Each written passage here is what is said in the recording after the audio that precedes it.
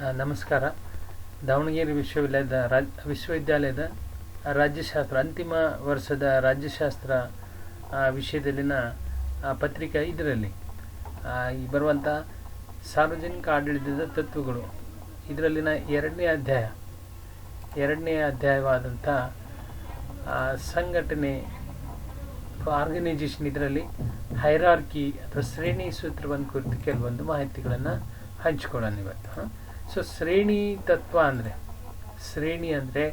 ಒಂದು graded organisation ಅಂತಂದೇಳಿ ಅರ್ಥವನ್ನು ನೀಡ್ತದೆ ಅಂತೇಳಿ. ಅಂದರೆ ಆಡಳಿತ ಸಂಘಟನೆಯಲ್ಲಿ ಅನೇಕ ಸಿಬ್ಬಂದಿ ವರ್ಗದವರು ಕಾರ್ಯನಿರ್ವಹಿಸ್ತಿರುವಂತಹ ಸಂದರ್ಭದಲ್ಲಿ, ಹಲವಾರು ಹಂತಗಳಲ್ಲಿ ಹಲವು ವ್ಯಕ್ತಿಗಳು ಕಾರ್ಯನಿರ್ವಹಿಸ್ತಿರುವಂತಹ ಸಂದರ್ಭದಲ್ಲಿ ಯಾವ ವ್ಯಕ್ತಿ ಯಾವ ಹಂತದಲ್ಲಿ ಯಾವ ಕೆಲಸವನ್ನು ನಿರ್ವಹಿಸಬೇಕು ಅಂತಂದೇಳಿ ಈ ತೀರ್ಮಾನವನ್ನು ಹೈರಾರ್ಕಿ ಅಥವಾ ಈ ಶ್ರೇಣಿ ತತ್ವ ಸೂಚಿಸ್ತದೆ. ಅಂದರೆ ಆ ಶ್ರೇಣಿ ಅಂದರೆ ಆ ಸಂಘಟನೆಯ ಅವಶ್ಯಕವಾಗಿ ಲಭ್ಯವಿರುವಂತಹ ವ್ಯಕ್ತಿಗಳಲ್ಲಿ ಕಾರ್ಯಗಳನ್ನು ಹಂಚಿಕೆ ಮಾಡುವಂತಹ ಪ್ರಕ್ರಿಯೆ ಆಗಿದೆ ಅಂತ.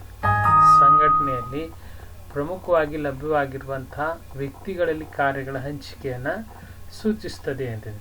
ಹೈರಾರ್ಕಿ ಎಂಬುದ ಇದರ ಶಬ್ದಾರ್ಥ ಅಧೀನ ಅಧಿಕಾರಿಯ ಮೇಲೆ ಹಿರಿಯ ಅಧಿಕಾರಿಯ ನಿಯಂತ್ರಣ ಅಂತಂದೆ. ಅಧೀನ ಅಧಿಕಾರಿ ಅಂದರೆ ಕೆಳಗಿನ ಅಧಿಕಾರಿಯ ಮೇಲೆ ಹಿರಿಯ ಅಧಿಕಾರಿಯ ನಿಯಂತ್ರಣ, control of the higher over the lower authority ಅಂತಂದೇಳಿ ಅರ್ಥವನ್ನು ನೀಡ್ತದೆ ಅಂತಂದೇಳಿ. ಸೊ ಅಧೀನನಿಗೆ ಉನ್ನತ ಅಧಿಕಾರಿಯ ಆಜ್ಞೆ ಅಂತಂದೇಳಿ ಇದರ ಅರ್ಥ ಆಗ್ತದೆ, ಅಥವಾ ಅಧೀನ ಅಧಿಕಾರಿಯ ಮೇಲೆ ಉನ್ನತ ಅಧಿಕಾರಿಯ ಆಡಳಿತ ಅಂತಂದೇಳಿ ಅರ್ಥವನ್ನು ನೀಡ್ತದೆ ಅಂತಂದೇಳಿ. ಸೊ ಹೈರಾರ್ಕಿ ಇದು ಯಾವ ಹಂತದಲ್ಲಿ ಯಾವ ಅಧಿಕಾರಿಗೆ ತನ್ನ ಆದೇಶವನ್ನು ನೀಡಬೇಕು, ಕೆಳಗಿನ ಅಧಿಕಾರಿ ಯಾವ ಮೇಲಿನ ಅಧಿಕಾರಿಯಿಂದ ಆದೇಶವನ್ನು ಪಾಲಿಸಬೇಕು, ಇದರ ಬಗ್ಗೆ ಸ್ಪಷ್ಟತೆಯನ್ನು ನೀಡುವಂತಹ ಕೆಲಸವನ್ನು ಈ ಶ್ರೇಣಿ ಪದ್ಧತಿ ಮಾಡ್ತದೆ. ಸೊ ಸಾರ್ವಜನಿಕ ಆಡಳಿತ ವ್ಯವಸ್ಥಿತವಾಗಿ ಸಾಗಬೇಕಾದ್ರೆ ಶ್ರೇಣಿ ವ್ಯವಸ್ಥೆ ಅತ್ಯಂತ ಅಗತ್ಯವಾದದ್ದು ಅಂತಿದೆ. ಏಕೆಂದರೆ ಸಾರ್ವಜನಿಕ ಆಡಳಿತದಲ್ಲಿ ಅನೇಕ ಹಂತಗಳಲ್ಲಿ ಅನೇಕ ವ್ಯಕ್ತಿಗಳು ಕಾರ್ಯನಿರ್ವಹಿಸೋದ್ರಿಂದ ಯಾವ ವ್ಯಕ್ತಿ ಯಾವ ಕೆಲಸಗಳನ್ನು ನಿರ್ವಹಿಸಬೇಕು ಎಂಬುದನ್ನು ಸ್ಪಷ್ಟವಾಗಿ ಈ ಶ್ರೇಣಿ ಸೂತ್ರ ಮಾರ್ಗದರ್ಶನವನ್ನು ಮಾಡ್ತದೆ ಅಂತಂದ್ರೆ ಶ್ರೇಣಿ ಸೂತ್ರ ಮಾರ್ಗದರ್ಶನವನ್ನು ಮಾಡ್ತದೆ ಅಂತಂದ್ರೆ. ಸೊ ಇದ್ರ ಆ ಶ್ರೇಣಿ ತತ್ವದಲ್ಲಿ ಪ್ರತಿಯೊಂದು ಆಡಳಿತ ಸ್ಥಾನವು ತನ್ನದೇ ಆದಂತಹ ಸೂಕ್ತ ಸ್ಥಳವನ್ನು ಪಡೆದಿರ್ತದೆ ಅಥವಾ ಸ್ಥಾನವನ್ನು ಪಡೆದಿರ್ತದೆ ಅಂತಿದೆ. ಶ್ರೇಣಿ ಸೂತ್ರದಲ್ಲಿ ಪ್ರತಿಯೊಂದು ಆಡಳಿತ ಸ್ಥಾನ ತನ್ನದೇ ಆದಂತಹ ಪ್ರಮುಖವಾಗಿರುವಂತಹ ಒಂದು ಸ್ಥಾನವನ್ನು ಪಡೆದಿರ್ತದೆ, ನಿರ್ದಿಷ್ಟವಾದಂತಹ ನಾಮಾಂಕಿತವನ್ನು ಪಡೆದಿರ್ತದೆ. SDA, FDA, higher authority, secretary, joint secretary, under secretary. So ಈ ರೀತಿಯಾಗಿ ನಿರ್ದಿಷ್ಟವಾದಂತಹ ನಾಮಾಂಕಿತವನ್ನು ಪಡೆದಿರ್ತದೆ. ಪ್ರತಿಯೊಂದು ಕಾರ್ಯಕ್ಕೂ ಸಹ ನಿರ್ದಿಷ್ಟವಾದಂತಹ ನಾಮಾಂಕಿತವನ್ನು ಶ್ರೇಣಿ ಸೂತ್ರದಲ್ಲಿ ನೀಡುತ್ತದೆ. ಒಂದು ಸ್ಥಾನದಲ್ಲಿರುವಂತಹ ಉದ್ಯೋಗಿಯು ಅಧೀನ ಸಿಬ್ಬಂದಿಗೆ ಆಜ್ಞೆ ನೀಡುವಂತಹ ಅಧಿಕಾರವನ್ನು ಪಡೆದಿರ್ತಾನೆ ಅಂತಿದೆ. ಒಂದು ಮೇಲಿನ ಸ್ಥಾನದಲ್ಲಿರುವಂತಹ ಸಿಬ್ಬಂದಿ ತನಗಿಂತ ಕೆಳಗಿರುವಂತಹ ವ್ಯಕ್ತಿಗಳಿಗೆ ನಿರ್ದೇಶನವನ್ನು ನೀಡುವಂತಹ ಅಥಾರಿಟಿಯನ್ನು ಪಡೆದಿರ್ತಾನೆ. ಅಧೀನ ಅಧಿಕಾರಿ ಉನ್ನತ ಅಧಿಕಾರಿ ಆಜ್ಞೆಯನ್ನು ಪಾಲಿಸುವಂತಹ ಕರ್ತವ್ಯವನ್ನು ಇದರಲ್ಲಿ ಹೊಂದಿರ್ತಾನೆ ಅಂತ. ಅಂದರೆ ಕೆಳಗಿನ ಅಧಿಕಾರಿ ಮೇಲಿನ ಅಧಿಕಾರಿಯ ಆದೇಶಗಳನ್ನು ಪಾಲಿಸುವಂತಹ ಒಂದು ಸ್ವರೂಪ ಇರ್ತದೆ.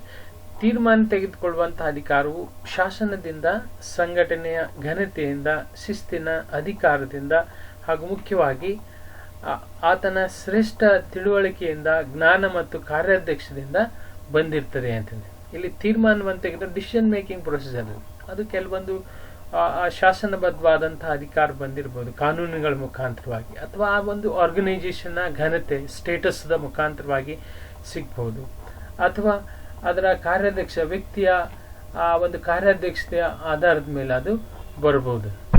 ಅದು ಒಟ್ಟಾರೆಯಾಗಿ ಬೇರೆ ಬೇರೆ ಮೂಲಗಳಿಂದ ಈ ಅಧಿಕಾರ ತೀರ್ಮಾನವನ್ನು ತೆಗೆದುಕೊಳ್ಳುವಂತಹ ಅಧಿಕಾರ ವ್ಯಕ್ತಿಗಳಿಗೆ ಪ್ರಾಪ್ತವಾಗ್ತದೆ.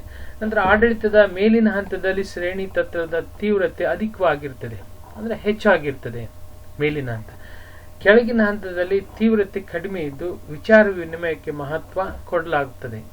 ಅಂದರೆ ಅದರ ಅಷ್ಟೊಂದು ಹೆಚ್ಚಿನ ಶ್ರೇಣಿಯ ತೀವ್ರತೆ ಕೆಳ ಹಂತದಲ್ಲಿ ಇರೋದು. ಆಡಳಿತ ಇದು ಪಿರಾಮಿಡ್ನ ಆಕಾರದಲ್ಲಿರ್ತದೆ, ಪಿರಾಮಿಡ್ನ ಆಕೃತಿಯಲ್ಲಿದ್ದು ಮೇಲಿನ ಹಂತದಲ್ಲಿ ಈ ಶ್ರೇಣಿ ತತ್ವದ ತೀವ್ರತೆ ಹೆಚ್ಚಾಗಿರ್ತದೆ, ಕೆಳಗಿನ ಹಂತದಲ್ಲಿ ಕಡಿಮೆ ಇರ್ತದೆ.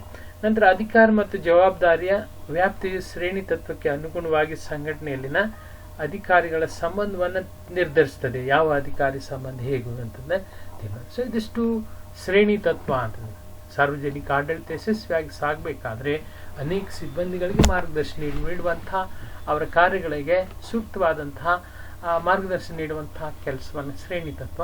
ಇನ್ನು ಇದರ ಲಕ್ಷಣಗಳು, the features, the basic features of hierarchy. Hierarchy ಅನ್ನೋದು ಇದು ತನ್ನದೇ ಆದಂತಹ ಕೆಲವೊಂದು ಮೂಲಭೂತವಾದಂತಹ ಲಕ್ಷಣಗಳನ್ನು ಹೊಂದಿದೆ. ಮೊದಲನೇದಾಗಿ ಒಬ್ಬ ವ್ಯಕ್ತಿ ತನಗಿಂತ ಮೇಲಿನ ಒಬ್ಬ ಅಧಿಕಾರಿಯಿಂದ ಮಾತ್ರ ಆಜ್ಞೆಗಳನ್ನು ಸ್ವೀಕರಿಸಬೇಕು ಅಂತ.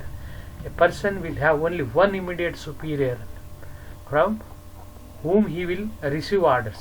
ಒಬ್ಬನೇ ಒಬ್ಬ ಹಿರಿಯ ಅಧಿಕಾರಿಯಿಂದ ಆದೇಶವನ್ನು ಸ್ವೀಕರಿಸಬೇಕು ಅನ್ನೋದು ಮೊದಲ ಇದರ ಪ್ರಮುಖವಾಗಿರುವಂಥ ತತ್ವ. ಎರಡನೇದಾಗಿ ತನಗಿಂತ ಕೆಳಗಿನ ಶ್ರೇಣಿಯಲ್ಲಿರುವಂತಹ ವ್ಯಕ್ತಿಯಿಂದ ಆಜ್ಞೆಗಳನ್ನು ಸ್ವೀಕರಿಸುವಂತಿಲ್ಲ ಅಂತ. ಅಂದರೆ ಕೆಳಗಿನ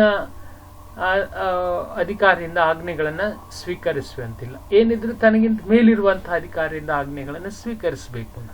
ಅಂದರೆ ಆಡಳಿತಾತ್ಮಕ ಕಾರ್ಯಗಳನ್ನು ಘಟಕಗಳು ಮತ್ತು ಉಪಘಟಕಗಳನ್ನಾಗಿ ವಿಂಗಡಿಸಲಾಗಿರ್ತದೆ, ಡಿವಿಷನ್, ಸಬ್ ಡಿವಿಷನ್ ಅಂತಂದೇಳಿ. ಈ ರೀತಿಯಾಗಿ ಅಂದರೆ ಆಡಳಿತವನ್ನು ವ್ಯವಸ್ಥಿತವಾಗಿ ಸಂಘಟಿಸುವಂತಹ ದೃಷ್ಟಿಯಿಂದ ಶ್ರೇಣಿ ಪದ್ಧತಿಯಲ್ಲಿ ಬೇರೆ ಬೇರೆ ಘಟಕ, ವಿಭಾಗ, ಉಪವಿಭಾಗಗಳು ಅಂತಂದೇಳಿ ಅದನ್ನು ಡಿವೈಡ್ ಮಾಡಲಾಗಿರ್ತದೆ.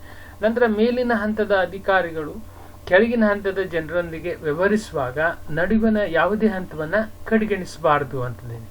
ಹಾಗೆ ಮೇಲಿನಿಂದ ಕೆಳಗೆ ವ್ಯವಹರಿಸುವಾಗಲೂ ಸಹ ನಡುವಿನ ಯಾವುದೇ ಹಂತವನ್ನು ಕಡೆಗಣಿಸಬಾರದು, ಅಂದರೆ ಬೈಪಾಸ್ ಮಾಡಬಾರ್ದು ಅಂತ.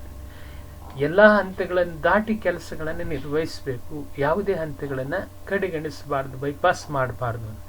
ನಂತರ ಇಲ್ಲಿ ಒಂದು ಕಾರ್ಯಕ್ಕೆ ಸಂಬಂಧಿಸಿದ ಹಾಗೆ ಒಬ್ಬನಿಗೆ ಎಷ್ಟು ಜವಾಬ್ದಾರಿ ಇರ್ತದೆಯೋ ಅದಕ್ಕನುಗುಣವಾಗಿ ಅಧಿಕಾರವು ಸಹ ಆತನಿಗೆ ಇರ್ತದೆ. ಆತನಿಗೆ ಎಷ್ಟು ರೆಸ್ಪಾನ್ಸಿಬಿಲಿಟಿ ಇರ್ತದೋ ಅಷ್ಟು ಜವಾಬ್ದಾರಿ ಸಹ ಆತನಿಗೆ ಇರ್ತದೆ ಅಂತ.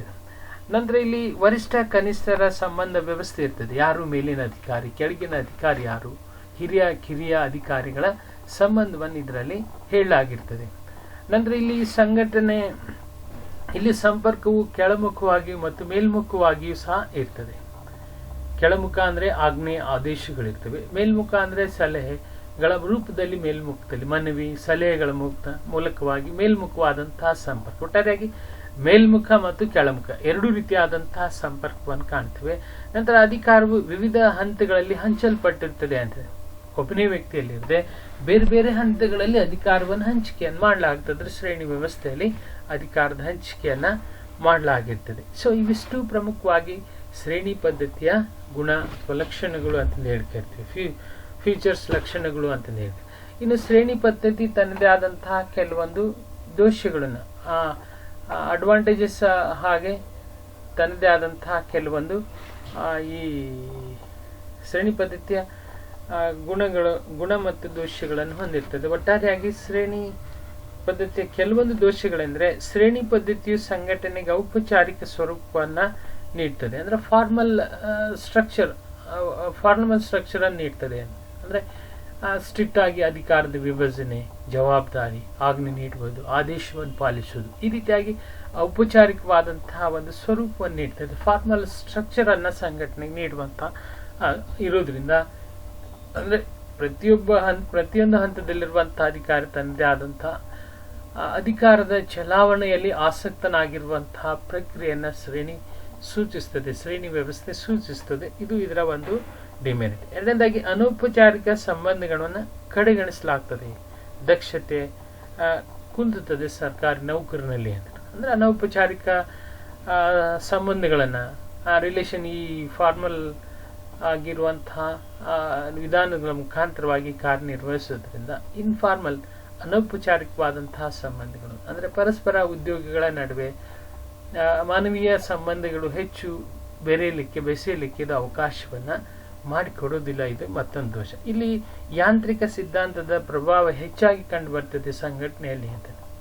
ಹೆನ್ರಿ FW ಟೇಲರ್ ಪ್ರತಿಪಾದಿಸುವಂತಹ ಯಾಂತ್ರಿಕ ಸಿದ್ಧಾಂತ ಹೆಚ್ಚಾಗಿ ಕಂಡು ಬರ್ತದೆ. ಅಂದರೆ ಕರಾರುವಕ್ಕಾಗಿ ಕಾರ್ಯವನ್ನು ನಿರ್ವಹಿಸಬೇಕು, ತನ್ನದೇ ಆದಂತಹ ವೈಜ್ಞಾನಿಕ ದೃಷ್ಟಿಕೋನದಿಂದ ಕಾರ್ಯನಿರ್ವಹಿಸುವಂತಹ ಪ್ರಕ್ರಿಯೆಯನ್ನು ನಾವು ಇದರಲ್ಲಿ ಕಾಣ್ತೇವೆ. ಇಲ್ಲಿ ನಂತರ ಆಜ್ಞೆ, ಅಧಿಕಾರ, ಜವಾಬ್ದಾರಿ, ನಿರ್ದೇಶನ ಎಂಬ ಮಾತುಗಳು ಶ್ರೇಣಿ ಪದ್ಧತಿಯಲ್ಲಿ ಹಾಸುಹೊಕ್ಕಾಗಿರೋದ್ರಿಂದ ನಿರಾಸಕ್ತವಾದಂತಹ ಕಾರ್ಯನಿರ್ವಹಣೆ ಕಂಡುಬರ್ತದೆ. ಟಾಪ್ ಲೆವೆಲಲ್ಲಿರುವಂತಹ ಅಧಿಕಾರಿಗಳು ಯಾವಾಗಲೂ ಸಹ ನಾವೇ ಸುಪೀರಿಯರ್, ನಾವೇ ಆಜ್ಞೆಗಳನ್ನು ನೀಡಬಹುದು, ನಮ್ಮ ಆಜ್ಞೆಗಳನ್ನು ಪಾಲಿಸಬೇಕು, ನಮಗೆ ಅಥಾರಿಟಿ ಇದೆ, ನಾವು ಡಿಸಿಷನ್ ಮೇಕರ್, ಈ ರೀತಿಯಾದಂತಹ ಸ್ವಭಾವವನ್ನು ಪ್ರದರ್ಶಿಸುವುದರಿಂದ ಆಟೋಮೆಟಿಕ್ ಆಗಿ ಕೆಳಗಿನ ಅಧಿಕಾರಿಗಳಲ್ಲಿ ಕಾರ್ಯಕ್ಷಮತೆ ಕುಂತದೆ. ಸೊ ಒಟ್ಟಾರೆಯಾಗಿ ಸಾರ್ವಜನಿಕ ಆಡಳಿತದಲ್ಲಿ ಶ್ರೇಣಿ ವ್ಯವಸ್ಥೆ ತನ್ನದೇ ಆದಂತಹ ಗುಣ ದೋಷಗಳನ್ನು ಒಳಗೊಂಡಿರುವಂತಹ ವ್ಯವಸ್ಥೆ. ಶ್ರೇಣಿ ವ್ಯವಸ್ಥೆ ಇಲ್ಲದೆ ಆಡಳಿತವನ್ನು ಸಂಘಟಿಸೋದು ಬಹಳಷ್ಟು ಕಷ್ಟ. ನಮಸ್ಕಾರ. Thank you.